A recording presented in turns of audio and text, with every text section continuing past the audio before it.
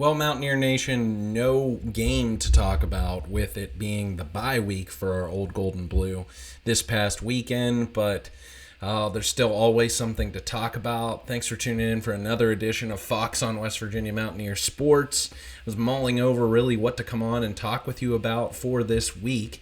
Thankfully, got a great invitation from my friend Justin Coos Walker to invite me on his show late last week. So we talked about the news that Ren Baker, athletics director, announced middle to late of last week about new scholarships being invested into WVU athletics, particularly affecting West Virginia baseball and both the soccer teams first and foremost, but 16 scholarships for football as well, and the impact that'll make. So want to send you over to his channel, take a look at that video, and also another video that was cut off that video talking about mid-season grades, and we talked about West Virginia's roster and what we would grade each position group. So take a look at that, and if you like this video and like others that are part of my channel, please hit that like button, and love to have you a subscriber to my channel if you're tuning in to me from the first time after watching that video with Coos and I on it. So thanks for tuning in. Love to have you here on the channel, and if you notice, there's some things to finally look at when you watch one of my videos. You're not just seeing a blank, empty wall back there. So you can thank my wife, Natalie, for that one. Believe it or not, this wall is not all that small, but it looks so big here, like all the stuff that we just hung up. So my good old picture I got years ago after West Virginia won the Tostitos Fiesta Bowl in early 2008. That is actually styrofoam, believe it or not. Got it downtown Pittsburgh at the Strip District. These two over here were gifts, and I think this was a Christmas present from my parents. So with some room to grow, I plan on doing that for the time being. So might have my old fathead or something similar here in the middle, and I'll kind of decorate that as we go. But thank goodness it took much longer than I ever suspected. Over 7 months since we moved back in March. So did some more with this room that you really can't see, but hey, at least that was something I heard from some of you fans. So my wife just said, hey, for your fans, you got to get something on the wall. So finally you got something to look at rather than just my ugly face here talking to you. But so what do I want to come out on and talk about? But I think taking a look around college football is because even when you're on a bye, college football never sleeps. So watching some other teams across the country, seeing conference races kind of tighten up, seeing who are contenders, who are pretenders. There's still not a whole lot for this 2025 season to be like really gung-ho about, but I think there are some things that we can learn, and we've heard some comments made by Ren Baker in the Three Guys Before the Game podcast, and you can just kind of understand where West Virginia's been over the course of the last 10 months, I feel like, and then where West Virginia's headed. So I want to kind of take that full scope, big picture for you with this video. So I think number one, kind of looking back at, and this is my own, analysis that I'm taking in conjunction with what Baker said and what we were able to kind of piece together, read between the lines, is that West Virginia had tremendous holes to fill, predominantly on the coaching staff, but then from a roster standpoint, back 12 months ago, that just you can't take on the world and completely rebuild a program from scratch in year one. I think we're learning that. And some of the case points, probably the two most notably of the new transfer portal NIL era, were that of Indiana and Colorado. And so a couple of things that were taken away, I can take away from those couple of experiences that now we can kind of pinpoint for this season, is that Indiana brought over some star power. Yes, you have to have a tremendous prestige of a head coach, and Indiana seems to have that in Curt Cignetti. Colorado, to a certain extent, has one, I feel like, and definitely a competent head coach in Deion Sanders. I think he's had to deal with a lot off the field. One being a dad in coaching Shador, and also Travis Hunter, who was like a son to him. but also, the health issues that he's had, even just like a blood clot last week, missed practice on Tuesday, comes back and they end up beating Iowa State over the weekend. So they're no slouch. He can obviously motivate. He's got guys who played in the NFL on his coaching staff who have football acumen. So with that being said, from where Rich Rodriguez came in mid-December, having to try and make sense of West Virginia's players that it had on the roster, and we know how many key stars really exited the program at the beginning of the transfer portal opening and that winter opening at the end of 2024 into 2025. And we've talked enough about the key names at key positions that West Virginia lost, and how Rich Rodriguez didn't bring over the kind of star power that, say, Signetti and Deion Sanders did. I mean, the two real studs off that JSU team, Cam Vaughn, Fred Perry, that's not enough to build around the nucleus. In addition to with what injuries that West Virginia suffered, namely to Jaheim White, Nico Marchiol, but then he goes into his redshirt mode that he's expected to transfer at the end of the season. But as I said on, I think, my last video, talking about Marchiol's transfer, and then I mentioned on Kuz's show, is that I think two decisions that were made, one from a roster management standpoint and then one from a coaching standpoint, that West Virginia had to make that now has shaped the rest of these next 10 months. For one, is West Virginia had to invest so much into the defensive side of the ball. It got Zach Alley, thankfully, as a home run hire at defensive coordinator, and I think some of these position coaches that West Virginia's, hired on the defensive side of the ball have some continuity, so it's just going to take time for them to gel. But also just a total volume standpoint of how they had to rebuild the defensive secondary, how many linebackers they added, and then on the defensive line, one not panning out necessarily in Jamori Robinson through the 3 games that he's been eligible, but the heavy investments into Robinson, into Chase Wilson, bringing over Fred Perry. I know Michael Coates had tremendous offers that West Virginia had to compete with. So just from a total volume standpoint, so much of an emphasis was placed on the defensive side of the ball to get them to a place where they felt like they could at least compete to a certain extent. Maybe not win, but it could at least compete in games in the Big 12 conference. And we saw that. I mean, even through those first 3 games, they were really playing their hearts out each and every game, and I think just the attrition of wear and tear and body, on their bodies once they ran into some bigger opponents, namely that Utah and BYU games that they just, were really beat up and needed to get to a bye week at that point in time after giving so much in their heart and soul into that backyard brawl. So that can't be overstated.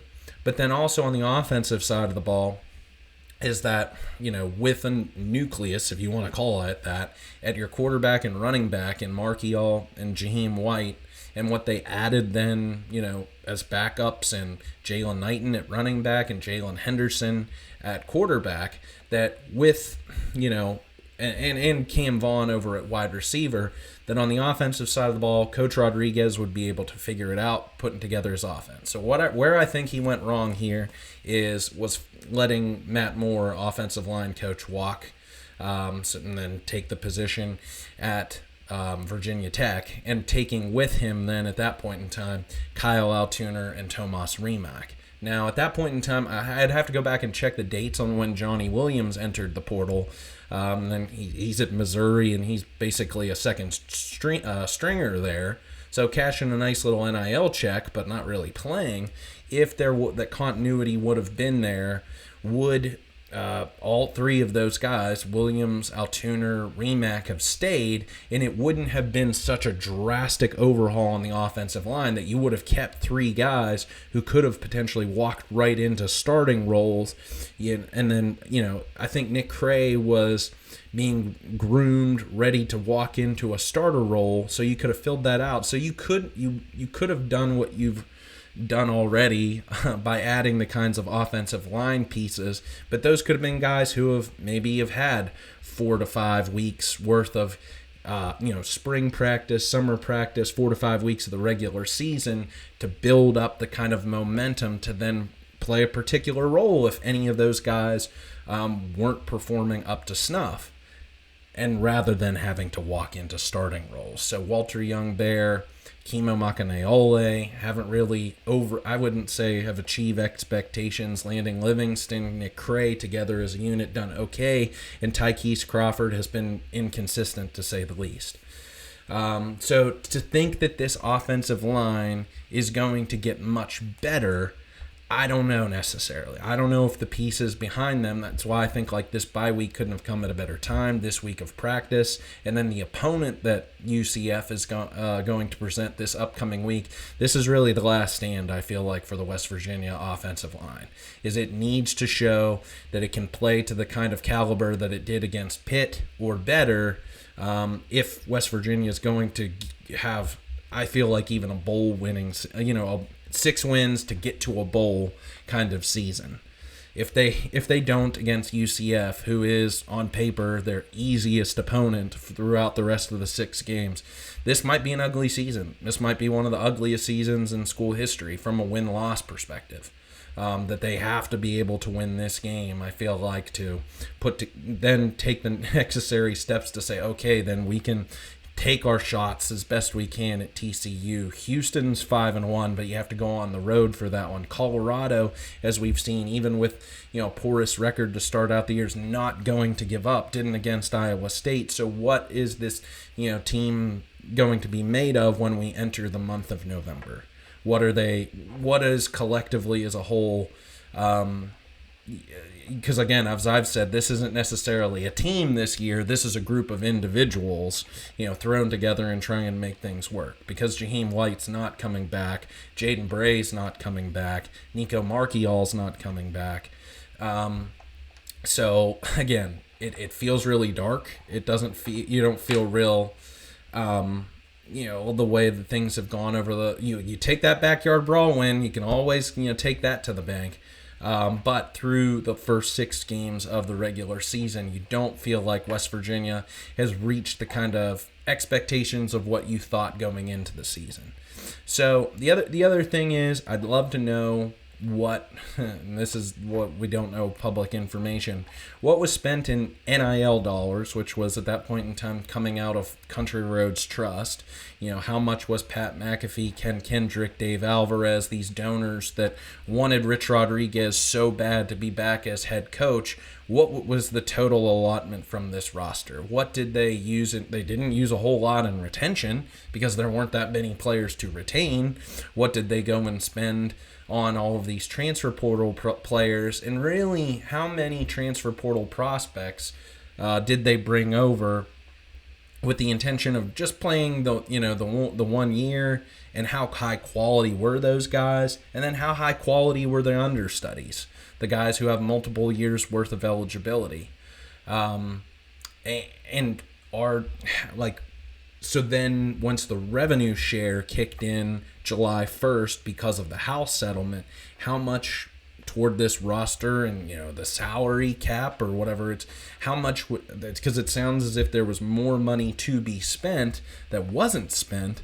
So if that's part of the same fiscal year, is that money still going to be allocated for the football team to be able to use in its high school recruiting come signing days just in a couple of months?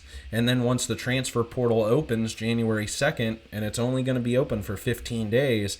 So does West Virginia have this semi-decently built up war chest in terms of the revenue share dollars, and then what they can make out of NIL deals to some of these guys? How competitive is West Virginia going to be? Because of what I've seen out of the basketball team, of building up its roster basically from scratch over the spring and now playing ahead, they are going in guns blazing.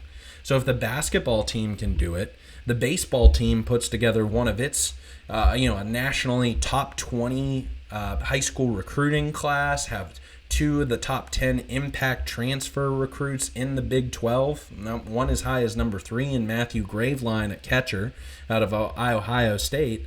I'm just thinking to myself, like, this should be the offseason where West Virginia can goes out there and compete. I think against players not only in the Big 12, but if you want to try and compete national, against some of the big boys in college football for some of these key pieces at pivotal position groups. And that's what needs to really be evaluated, because now of what we've seen, Virginia Tech's fired its head coach, and Penn State, the biggest player really in the mid-Atlantic states. I mean, I can't believe they did it. I can't believe that they're going to spend $56 million out of a buyout to make James Franklin go away when they have branch campuses closing across the state. But they're going to eat that dollar amount, and they're going to what I've now done the research on them, there are 14 guys currently on their roster who have another year's worth or more of eligibility, who are WPIAL players. So here in southwestern Pennsylvania, so not very far from Morgantown to recruit them. I think number one being Quentin Martin, a former 4/5-star running back out of Bell Vernon, who I know was like in connection with, or all the best high school players in this area kind of know each other and communicate, so kind of friends with Rodney Gallagher. Live very close to each other, Bell Vernon versus Laurel Highlands in high school. So can West Virginia, because I think they're going to have to compete against all the top players across the country for some of the players on Penn State's roster, and tampering is going to be wild for the next several weeks. And same with Virginia Tech. I mean, would Altuner want to come back to Morgantown instead of play for a new coach? What about Lath Ganem, who was the former, I think, like number one or number two? It was the same class as Cooper Young. They were both at the same summer camp, and when Ganem, that earlier that week or the same week that he visited on a summer camp, Ganem committed to Virginia Tech, and West Virginia ended up getting Cooper Young. So is he somebody who might want to come back to the Mountain State? What if Florida State fires Mike Norvell? If they feel like maybe this is the time is right to go back and get the golden child, Deion Sanders from Colorado, and then that really kind of opens a door for Deron Parks to come in. I'm just throwing all of this out there because I'm saying that this offseason for West Virginia is huge, is pivotal. I'm almost to the point now where I don't really care about the rest of the regular season from a wins and loss perspective, because there's so much to be done, I feel like, still from a roster management standpoint with this offense to rebuild, to bulk up this roster, and I just want to get to it. I just want to get to where West Virginia is trying to get as good of a recruiting class as it can get, and it needs to get out of the 40s and 50s in the country. It needs to, if it wants to get back to competing for top 25 in the country, from a ranking standpoint. I'm not talking about recruiting rankings, but I'm talking about actually on the field results and being ranked. You have to get better high school players. That was not the case under Neil Brown. It was starting to build, it seemed like, that way. Some of the pipelines that he was building with some of the high schools in the region, Ironton out of Ohio, Good Counsel out of Maryland. We saw in this past year's recruiting class that he was starting to make some headway. And it's going to be really curious to see what happens with the guys that are on Penn State's administrative staff. Like, I'm thinking about Terry Smith. Terry Smith is one of the main reasons, along with James Franklin. I mean, James Franklin's one of the top 5, maybe even higher recruiters in the country. Not necessarily game day on-field coaches, take that to the bank. But recruiters, he was incredible. And when paired with Terry Smith, and they also had Bob Palco, who was a long-time head coach in the WPIAL, they just had a lock on this region of pulling out every single player. But I mean, predominantly for Pitt's backyard. But if there's so few of blue chip players coming out of high school that are from the state of West Virginia, the next closest place for West Virginia to go fishing is Ohio, and Ohio State will always and forever be number one in that state, and then Pennsylvania. Yeah, they made some waves here in the DMV down in Virginia Beach, but that's really where West Virginia's made its mark under Rich Rodriguez in the early 2000s. Look how many southwestern Pennsylvania players were on those 2005 to 2017, even before that. So if now, like, I would say if he's not, if I don't know what's going to happen with Terry Smith at Penn State. I mean, odds are that he will probably they'll be hiring externally as a head coach. It's not going to be an internal promotion of Terry Smith to a head coach. We'll see if he's retained. Similarly with Palco. But that's just what I'm saying is Virginia Tech, Penn State, two of your, Maryland, Pitt, of course, Ohio State, and nothing's going wrong with them. But it's like this is an opportunity now for West Virginia to capitalize in this region on getting some players who are currently on other college teams and tampering and working the transfer portal, but also in the high school ranks and making some calls back to some of those players that Neil Brown had laid some work with. And then, bam, there was so much work for Rich Rodriguez to be done, to hiring assistant coaches, to building this 2025 roster. I think, like, if this, past week and still looking ahead isn't halfway thinking about all of the things that they're going to be doing in recruiting as well as coaching on the field, like, that is what needs to put the precedence on it. So what I guess immediately looking ahead, because West Virginia still has to play 6 games. They will get a bye week in between, so that presents kind of a later in the regular season opportunity that West Virginia could do some recruiting. I don't know if that's a dead period that week before Texas Tech, but if they're not looking at bowl eligibility come that Texas Tech game, then everything should be put on recruiting at that point in time. But what I guess I mean to say is, kind of rounding this out, because I don't think I need to beat a dead horse on this, and I think we all understand the gravity and the importance of year-round recruiting all of the time, is how many guys off this current roster's worth of who have eligibility do you want to retain for 2026? I know that these new scholarships are being implemented for this next season so that West Virginia will have somewhere in the ballpark of around 100 scholarships to use. But do you really need 100 scholarship players? I know that's kind of a nuclear, out-of-the-box question, like, but can the resources, money, the money that is used for 100 scholarship athletes, can you not combine the two of those and really get away with, I don't know, maybe around 50 players, 50 really quality players? I think that's kind of the approach that was taken. Again, volume needed to be filled out. Don't get me wrong. You needed to have depth. But is there so much depth on this team? I know practice is important and you want to have multiple, your ones, your twos, but do you really need to get down to your 3s and 4s worth of having scholarship players on this team? Or can you get away with some of these guys that maybe that you can find, like West Virginia did at these this past cycle, out of the FCS level, out of the Division II level? And if those are guys that are really just practice players, does a full scholarship need to go their way?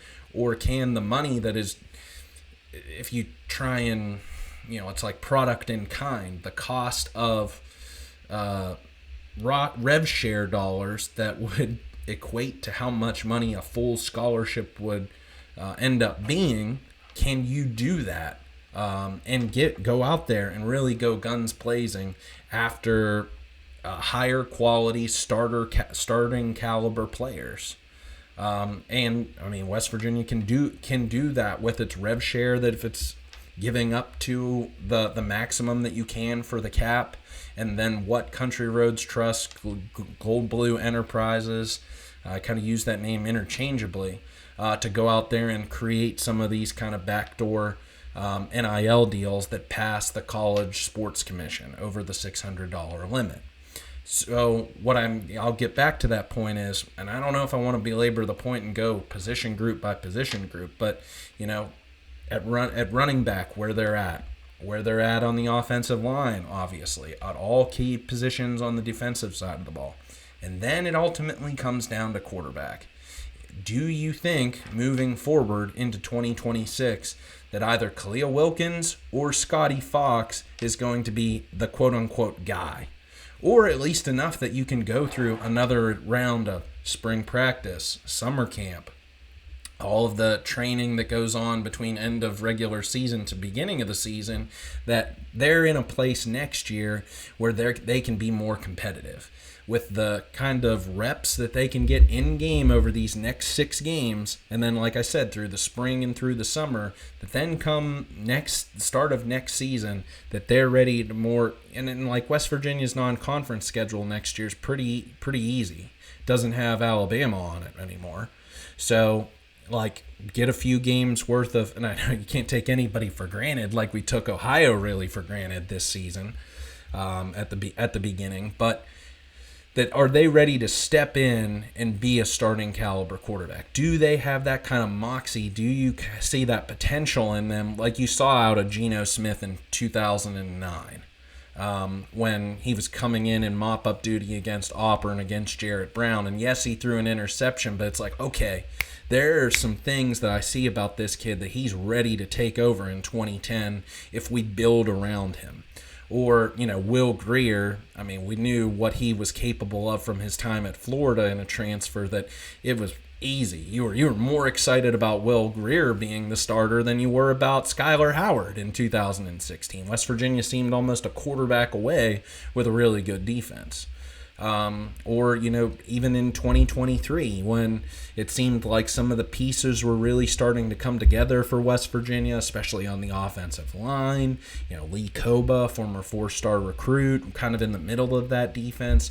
You thought if West Virginia, didn't have to spend the war chest so much on JT Daniels at quarterback, like, hey, maybe something, or even, last year, you thought, okay, maybe that there's a lot of these pieces in retention that West Virginia's put together. So, like, they have a lot of starting experience coming back. They can go out there. Maybe they can't beat Penn State, but at least they'll look really competitive at home. They can win the backyard brawl. They can compete for a Big 12 championship. Like that, how quickly is that possible for West Virginia's football program? I think everything behind the scenes are now setting that up. I mean, the additional scholarship resources that are being invested into it, thanks to alignment between President Michael Benson, Athletic Director Ren Baker, and the donor support that hopefully is still there behind Rich Rodriguez after, a 2-4 start in year 1. I think everybody kind of can realize that. So if the finances are right, you have your coaches all, set up and stable in there, and then I think it takes just true evaluation. So the patience that he talked about, I think that's where he kind of messed up a little bit of the mixed messaging in saying, I don't know the, names and positions of some of these guys out there. I'm still learning everybody out there, even though when hardcore fans like myself know everybody's name, number, grad year, what they, did in high school and how they were recruited. Like, it seemed like there was longer than a hardcore fan like myself's education period on some of these players on this roster for Coach Rodriguez. So now, having seen them in his system, I mean, he puts the most importance on that as, everybody, I don't care whether you're a freshman to a senior, you're a freshman in my system.